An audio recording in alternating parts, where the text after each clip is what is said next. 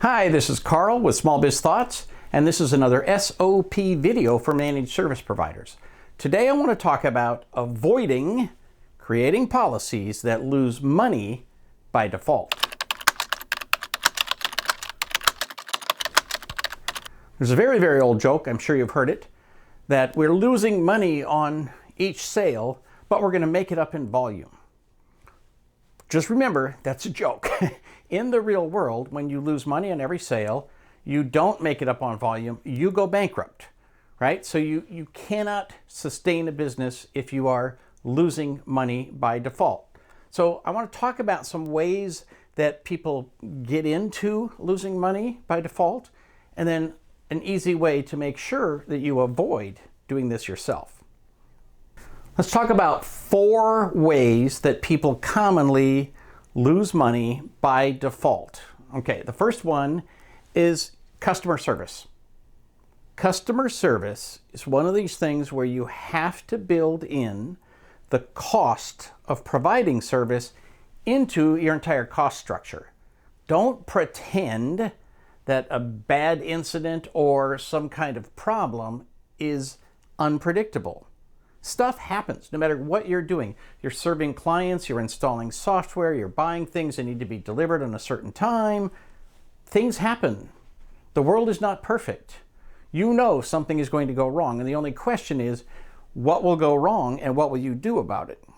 You can predict most of those things, especially if you've been in business a while and these things have actually gone wrong. You know what's going to happen. So customer service has to be built with the cost of service delivery built into your pricing structure. You can't pretend that you're going to do something a certain way and it'll be perfect every time, and then do extraordinary things to make the client happy, losing money again and again and again. Most, in fact, almost all customer service books give you the advice to do amazing and extraordinary things over the top to make a client happy, no matter what. I think that's horrible advice. It does a true disservice to people who run actual businesses in the real world. In the real world, you need to define a level of service that you can deliver consistently.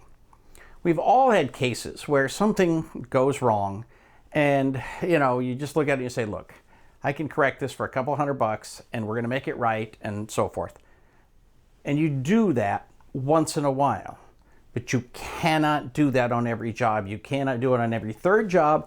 You cannot do that on a regular basis. So you need to have a pricing structure that is such to maintain the level of service that you're willing to perform again and again and again.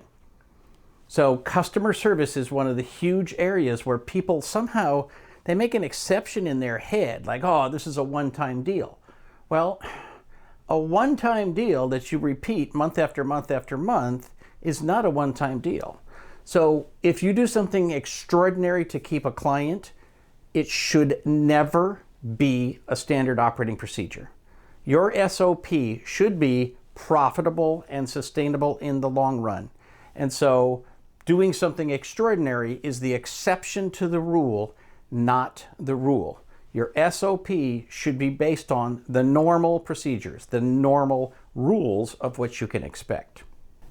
The second area where people commonly lose money is somewhat related to the first, and it is giving away free hours. If you're in a service business, and you probably are if you're watching this video, you give away hours only when you absolutely have to. In fact, in a perfect world, you would never give them away. The single most important thing you buy in a service business is the labor of your employees. And the single most important thing you sell is the labor of your employees. You need to buy down here and sell up here so that you get to keep the difference. That's where the profit comes from. But all too often, and I did this a lot when I first started out, all too often we give away hours because it's easy, because the person wasn't expecting that expense, because of this, because of that, because of whatever. Very often at the end of the month, if somebody only had 15 minutes to bill, I would just print out the bill, put a big zero on it and say $0, no charge per Karl. But here's the interesting part.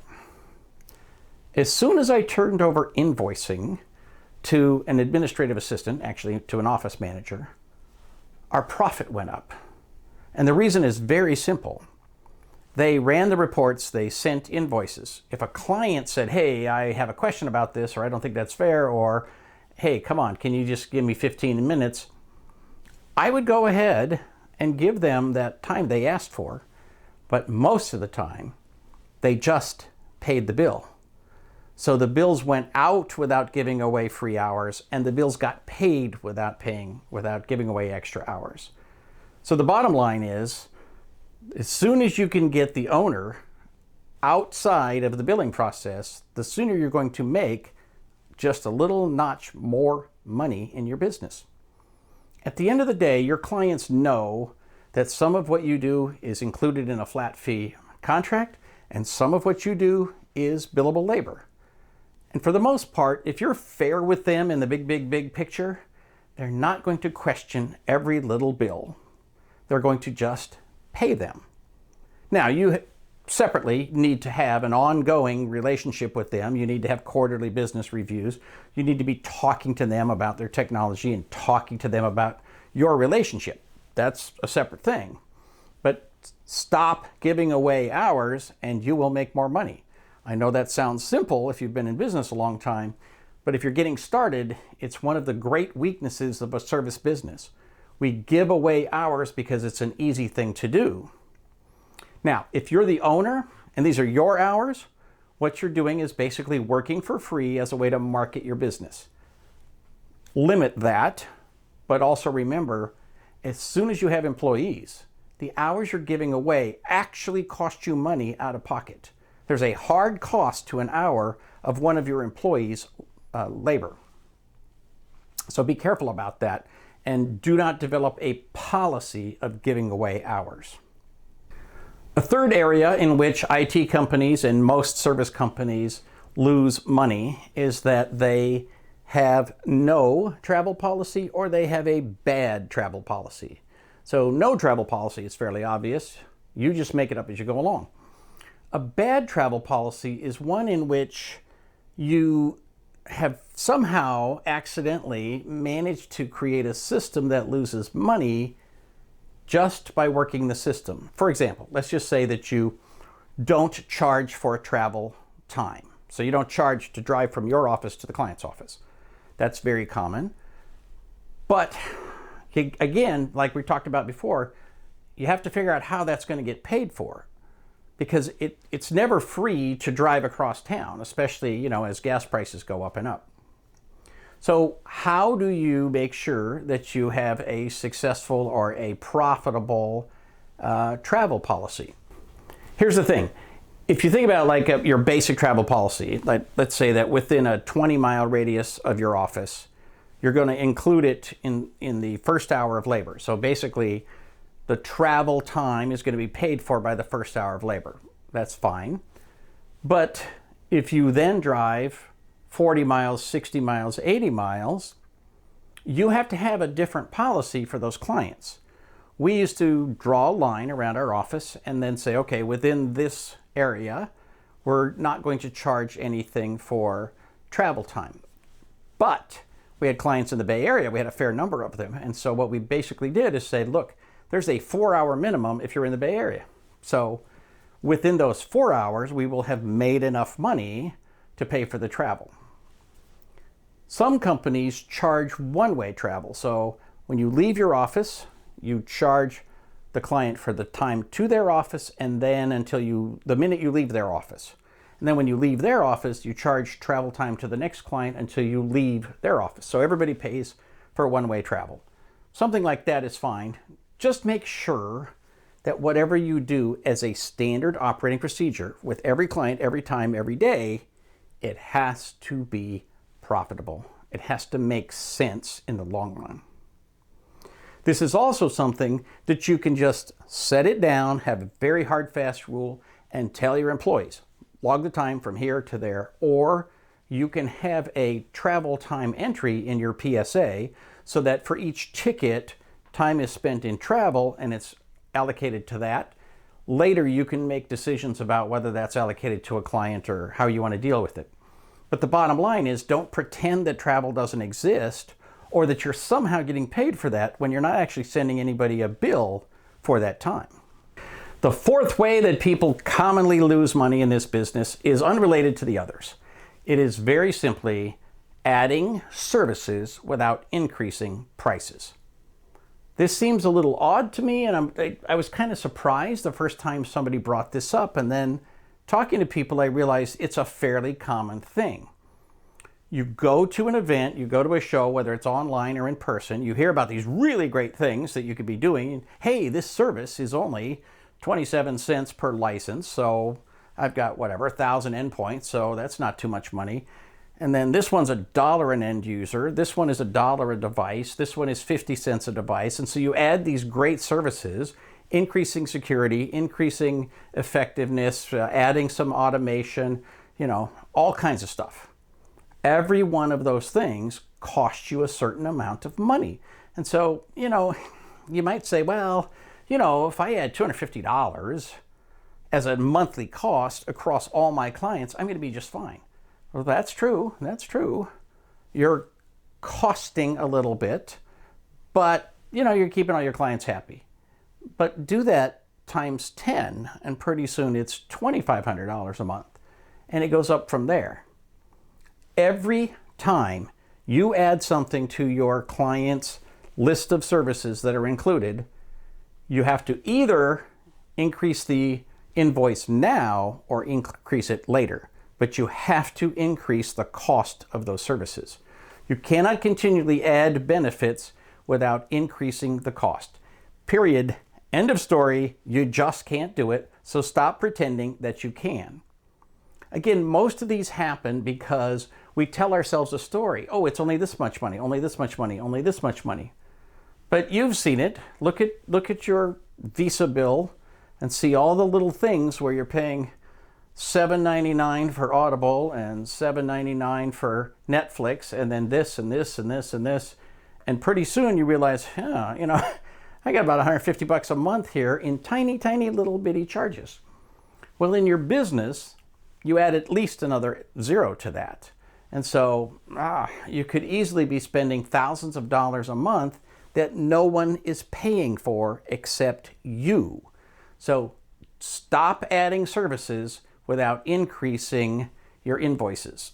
Now, you can have a strategy. I'm a big fan of having like a multi-year, maybe a 3-year strategy where you raise your hourly rates in year 1, you add things to your bundle in year 2, and now you're giving more value than the client is paying for, and then you raise the cost of your bundle in year 3. If you sort of rotate through some combination of those things, you've got a regular ongoing way to make sure that things are being paid for. So over the course of 3 years, you will have always added things to your bundle, you will have always increased the price of the bundle, and you will have always increased the price of your labor. It's less common than it used to be, but it's very common for new beginners that they avoid price increases of any kind.